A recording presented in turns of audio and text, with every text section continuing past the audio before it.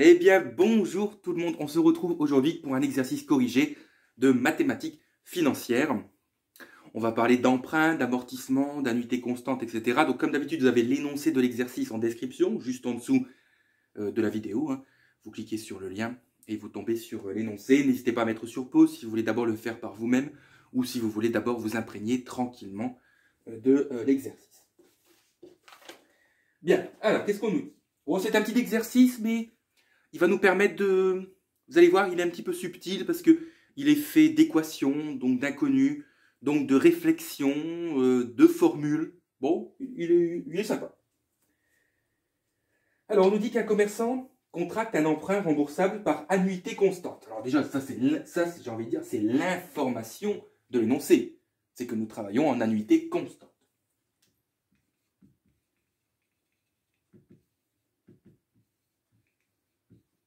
Vous allez voir que le fait que nous travaillons en annuité constante, ça implique pas mal de choses. Alors, la première annuité est versée le 31 décembre 2022. La dernière, le 31 décembre 2028. Okay. Alors, on pourrait peut-être se poser la question, du coup, là, comme ça, rapidement, il y a combien d'annuités? Combien d'annuités seront versées? Alors, pour ceux qui ont la flemme et pour ceux qui veulent surtout éviter la moindre erreur, sincèrement, je vous conseille de le faire avec vos doigts. Regardez bien. La première, le 2022. Donc 2022. La première, 2022. 2023, 2024, 2025, 2026, 2027 et 2028. Ok? Je vérifie, oui. Il y a donc bien 7 annuités en tout. Parce que, pourquoi je dis ça? Pourquoi je dis utilisez vos doigts, c'est plus pratique? Parce que beaucoup m'auraient fait 2028 moins 2022. Beaucoup m'auraient fait 2028 moins 2022. Sauf que ça fait 6. Et c'est faux. En réalité, il y a donc 7 annuités. Donc vous êtes d'accord avec moi qu'il y a 7 années. Cet emprunt est remboursé sur 7 années. Technique des doigts, moi je l'ai toujours pratiqué. Ça m'a toujours évité, pas quand j'étais étudiant, mais depuis que je suis enseignant, ça m'a toujours évité de tomber dans ce piège. Alors, qu'est-ce qu'on nous dit? Vous avez vu en mathématiques financières, notez l'énoncé littéraire sous forme mathématique. Voilà. Comme ça, au moins, on repère plus facilement les informations. Sachant que le produit des 2 premiers amortissements. Alors, amortissement.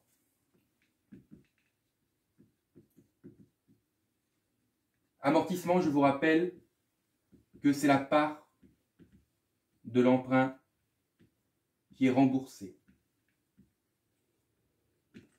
Okay. Part de l'emprunt, bon, peut-être EE ou EE, parce que c'est l'emprunt. Donc, c'est la part de l'emprunt qui est remboursée. Oui. L'amortissement ne tient pas compte des intérêts. Okay. Vous contractez 10 000 euros, eh bien, un amortissement, ce sera une partie des 10 000 euros. Ça veut donc dire, propriété mathématique, que la somme des amortissements est forcément égale à la valeur de l'emprunt. Vous êtes d'accord avec ça? Si j'additionne toutes les parts de l'emprunt que je rembourse, j'atterris sur l'emprunt. Alors, l'amortissement, on a l'habitude de le symboliser par la lettre M. Et l'annuité par la lettre A. Donc, habituez-vous. De toute façon, si vous regardez cette vidéo, c'est que vous avez déjà fait des maths filles et donc vous le savez. Vous êtes d'accord avec moi comme ça, à l'oral? S'il y a 7 annuités, il y a 7 amortissements. Ouais. Bon. À partir du moment où il y a 7 années, il y a 7 fois de tout. Il y a 7 intérêts, il y a 7 amortissements, il y a 7 annuités. Alors on nous dit que le produit, donc la multiplication, des 2 premiers, donc c'est quoi ça? Ça veut dire quoi? Les 2 premiers, c'est M1 multiplié par M2. Et ça vaut 6 625 000. Ok. Et la somme, et leur somme, la somme c'est quoi? C'est M1 plus M2 égale à 5150. Première question, j'ai presque envie de dire une question évidente. Calculer la valeur des deux premiers amortissements. Je donnerai d'autres formules hein, au fur et à mesure de l'exercice, ne vous inquiétez pas. Donc on doit déterminer M1 et M2. Bah, qu'est-ce qu'on a ici? On a un système de deux équations à deux inconnus. Donc ça se résout assez facilement. Alors vous choisissez la technique, c'est comme vous voulez. Bon là on va préférer la substitution. Hein. Ne faites pas la combinaison. Parce que comme on a un produit, là on a une addition, privilégiez franchement la substitution. Et le plus facile à substituer, c'est celle-ci. C'est-à-dire que je peux dire facilement que M2, c'est 5150 moins M1.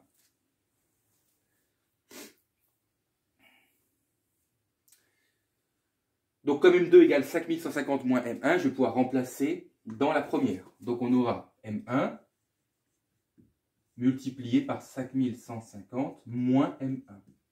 J'ai remplacé M2 par son expression de M1. Et donc ça, bon désolé pour l'écriture petit là, mais je ne change rien. C'est toujours 6 625 000.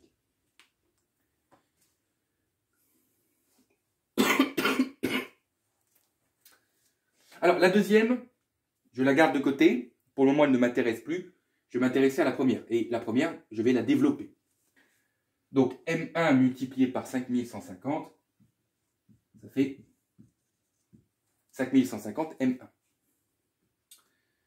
M1 multiplié par moins M1, attention, vous gardez le signe, ça fait moins M1 au carré. Et donc ça, c'est égal à 6 625 000.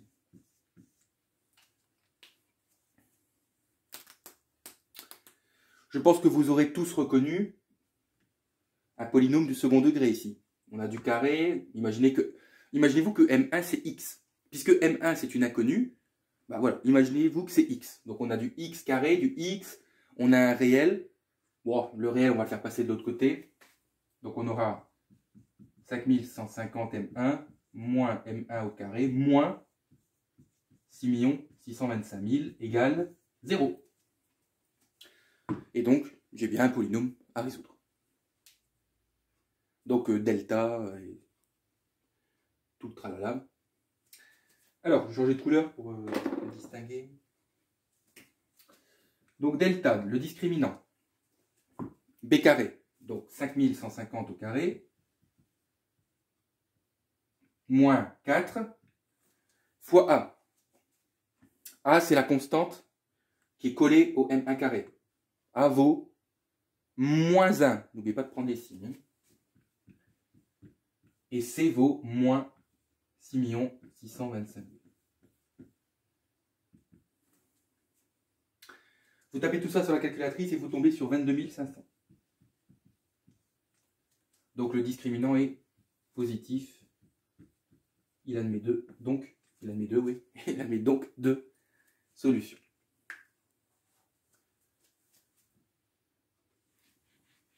Bon, j'efface, hein, tout ça, vous l'avez sous les yeux maintenant. Donc je reprends en haut. Hein. Donc on aura, alors je vais noter, parce que sinon on va s'embrouiller, hein, M1 et M1'. Les deux solutions.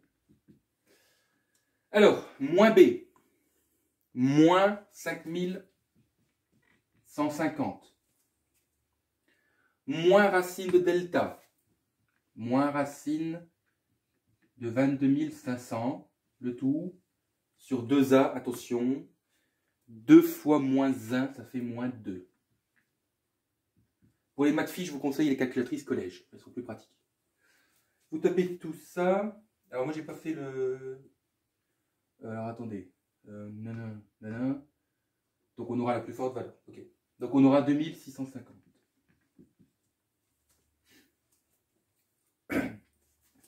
Et à ma prime, vous faites moins 5150 plus racine de 22 500 divisé par moins 2, et vous tombez sur 2500.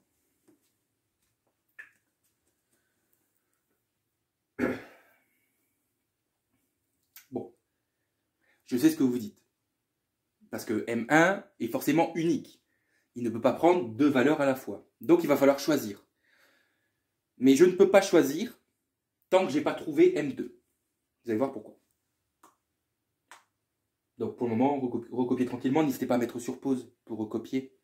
Parce que je sais que, voilà, je parle assez vite, mais je sais que vous avez les fonctionnalités de vidéo qui vous permettent de recopier tranquillement.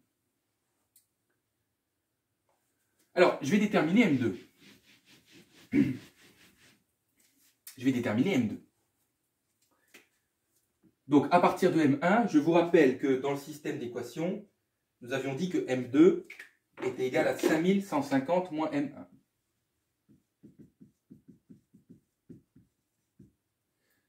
Donc, j'aurai deux valeurs de M2. C'est logique.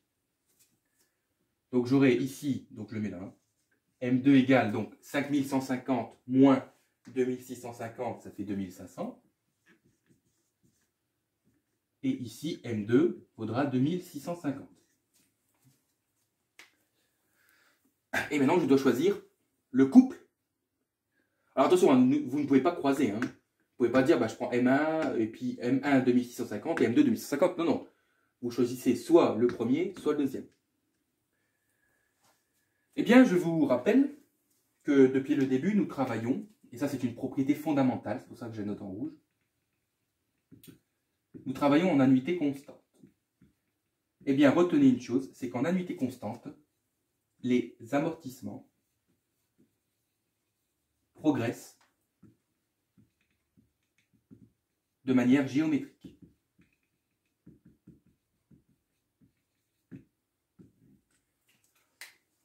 Ça, notez ça. Alors ça, mettez de la couleur, surlignée, tout ce que vous voulez, mais en annuité constante, toujours, les amortissements progressent de manière géométrique. Quand je dis de manière géométrique, je fais référence aux suites. Vous savez, les suites géométriques. Bien sûr, je vais développer, je vais détailler, ne vous inquiétez pas.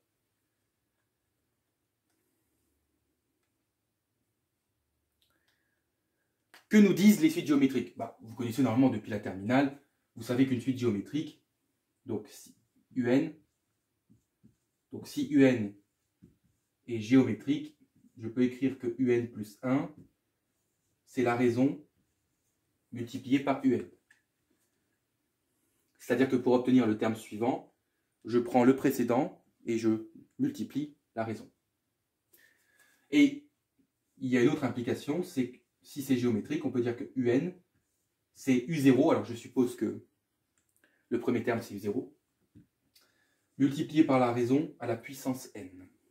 Ça, c'est les deux formules que vous connaissiez lorsque vous avez passé le bac. Et bien c'est pareil pour les amortissements.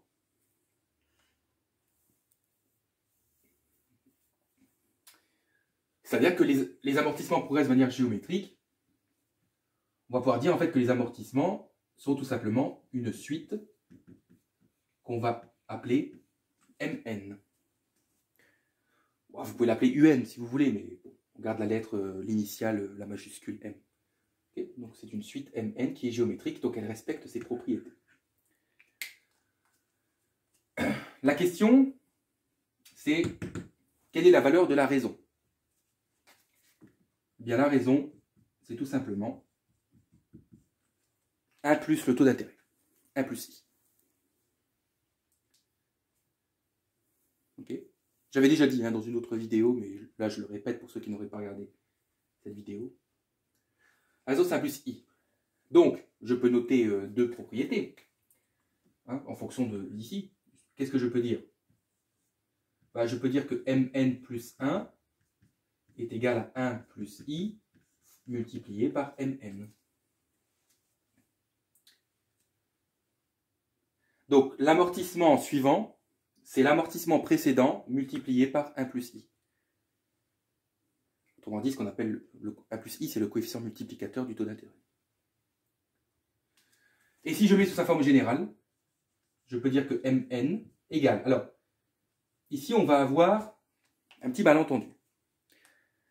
Parce que vous allez me dire, bah, du coup, Mn, c'est M0 fois 1 plus I puissance N. Non, parce que la suite Mn ne commence pas en 0. Elle commence en M1. Le premier terme, c'est M1.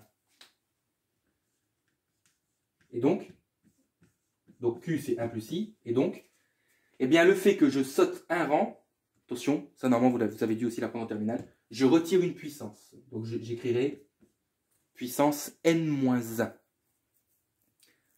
Bon, c'est dans le reflet, mais vous le voyez. Donc, c'est M1, facteur de 1 plus I, puissance N-1.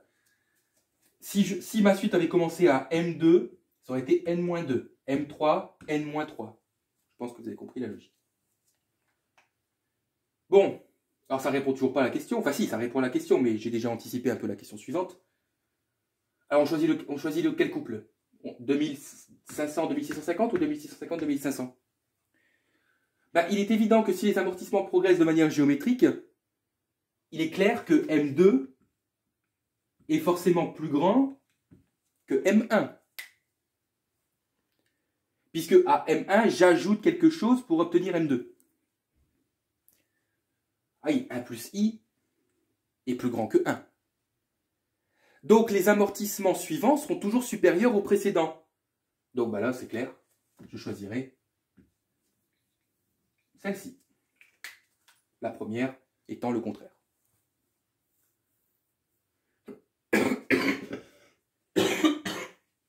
Pardon.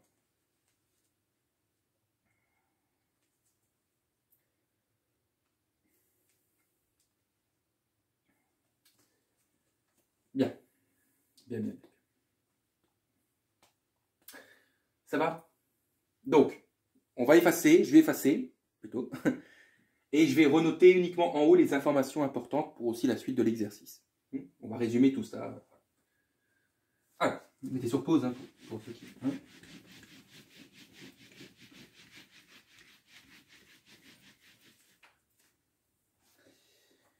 Donc, M1 vaut 2500, M2 vaut 2650, et nous savons que Mn plus 1, c'est 1 plus I multiplié par Mn, et je vais noter la deuxième, Mn égale M1 multiplié par 1 plus I puissance N-1. Oui, voilà, j'ai tout résumé ce que je viens de dire. Bon, on a la valeur de M1 et de M2. Maintenant, qu'est-ce qu'on nous demande? Calculer le taux de l'emprunt. Calculer le taux de l'emprunt, c'est-à-dire que nous cherchons la valeur de petit i.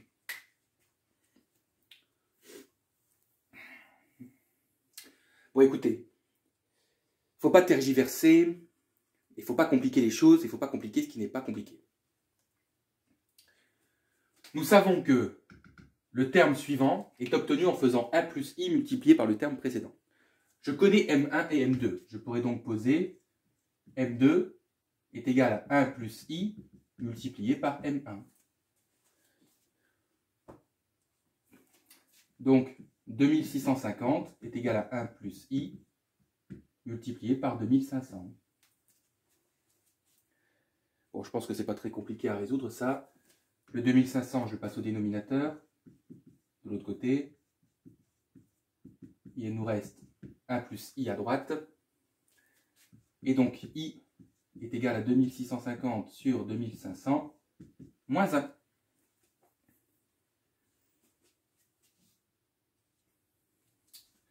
Vous avez trouvé... Alors, si vous tapez ça à la calculatrice, 2650 sur 2500 moins 1, vous allez tomber sur 0,06. Ok? Si vous voulez l'exprimer en pourcentage, bah, vous multipliez par 100. Et donc, vous dites que i égale 6%.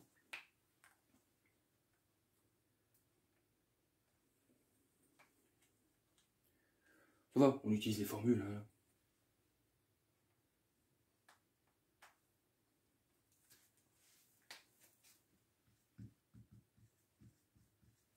J'ai une information en plus, je la note dans le coin de ma feuille de brouillon.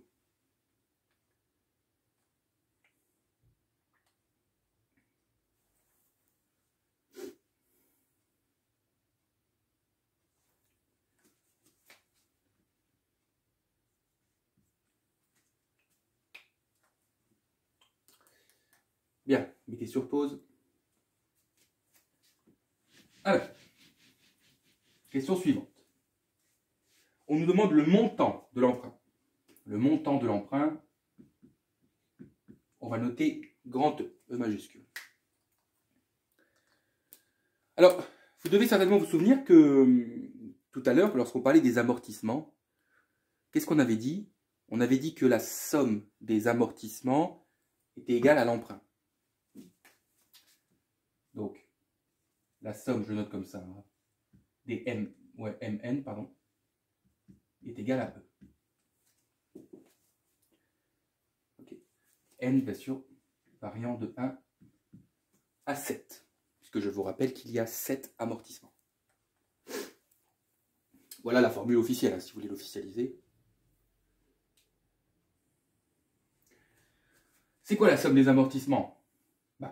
C'est M1 plus M2 plus M3 plus M4, oh, je vais mettre égal, plus M5 plus M6 plus M7 est égal à E.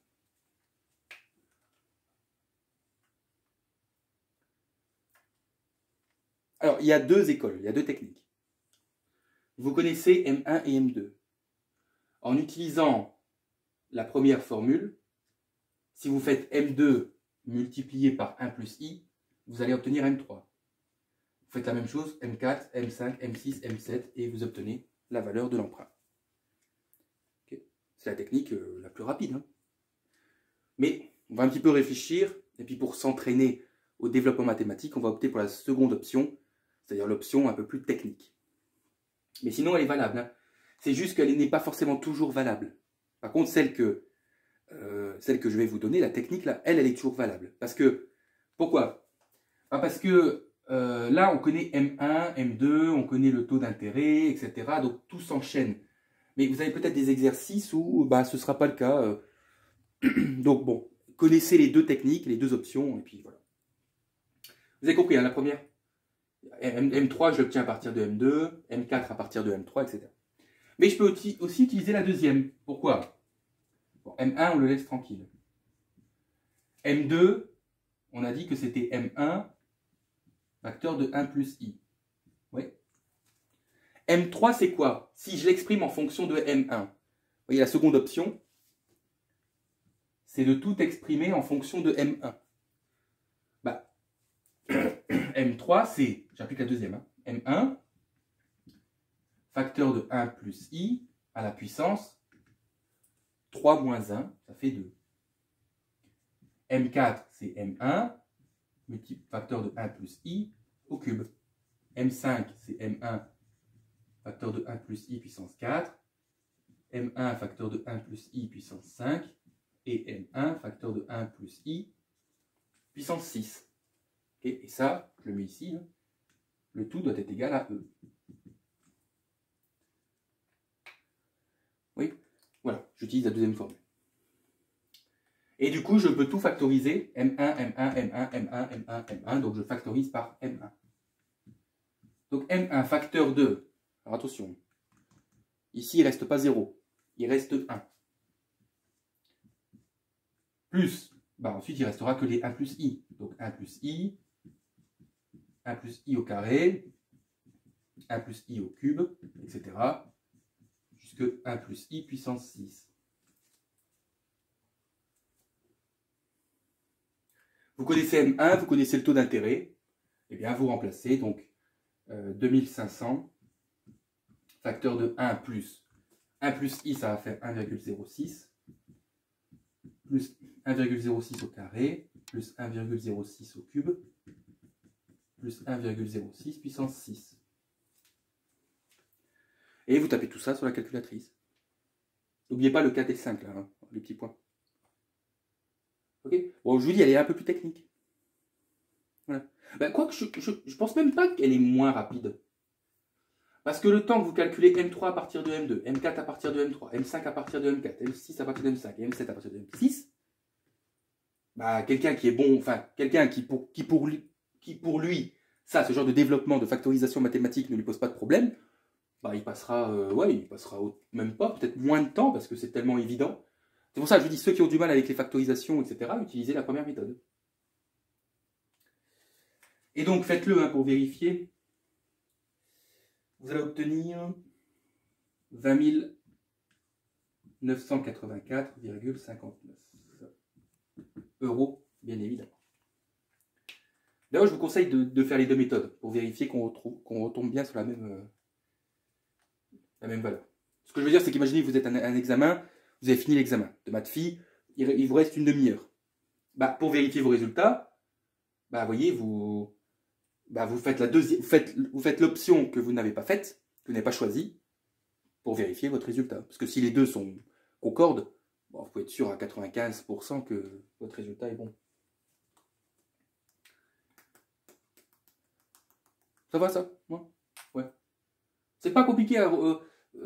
Voilà, lorsque vous allez retravailler éventuellement cet exercice, vous vous rendrez compte que c'est pas ok, on factorise, et puis si on y va tout doucement, voilà, c'est bon. Alors, on vous demande la question, le montant de l'annuité. Ah oui. Donc, mettez sur pause pour recopier.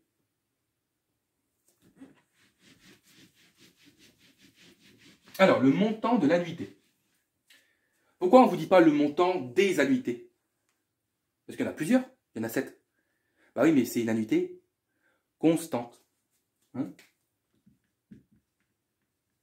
Donc ça, je le rappelle. Nous sommes en annuité constante. C'est-à-dire que A1 est égal à A2, qui est égal à A7.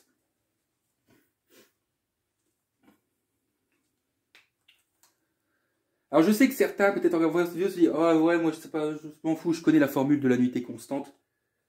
C'est le capital multiplié par le taux d'intérêt sur 1 moins 1 plus i puissance moins n. » Ouais, bah, pas besoin. Pas besoin, pourquoi? Parce que c'est quoi la formule de l'annuité de base? Bah, l'annuité, c'est l'amortissement plus l'intérêt. Ça, c'est la formule générale. Donc, on peut dire que les AN sont égaux à MN plus IN. Exemple, bah, je sais pas moi, A5, c'est M5 plus I5. Bon, ça, je pense que c'est OK. Bah, ouais, mais c'est pas grave. Pourquoi? Bah, parce que l'annuité est constante. On a dit que A1 est égal à 2.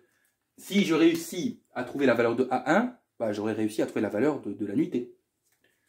Donc A1, c'est M1 plus I1. Ouais. C'est quoi M1? Bah, c'est 2500. Et c'est quoi I1? C'est les intérêts de la première année. Les intérêts de la première année se calculent sur la valeur de ce que vous devez encore rembourser. Qu'est-ce que vous devez rembourser au début de la première année? Bah, vous devez rembourser la totalité de votre emprunt. C'est-à-dire que vous devez rembourser 20 984,59. Et l'intérêt, bah, on multiplie par le taux d'intérêt.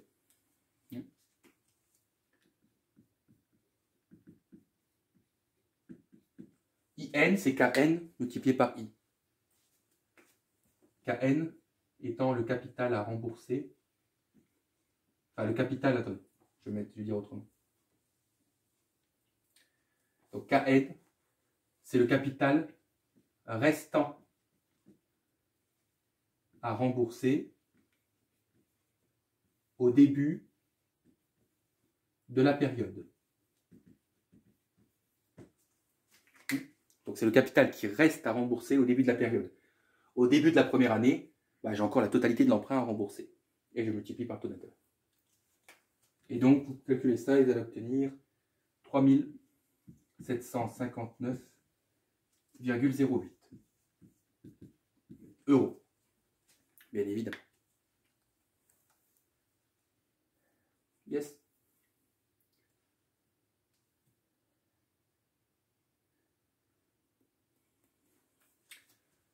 Voilà. C'est tout pour aujourd'hui. Hein. J'espère que ça vous aura plu ce petit exercice. N'hésitez pas à mettre un like et à vous abonner pour soutenir la chaîne. Et on se retrouve très vite pour de nouvelles vidéos.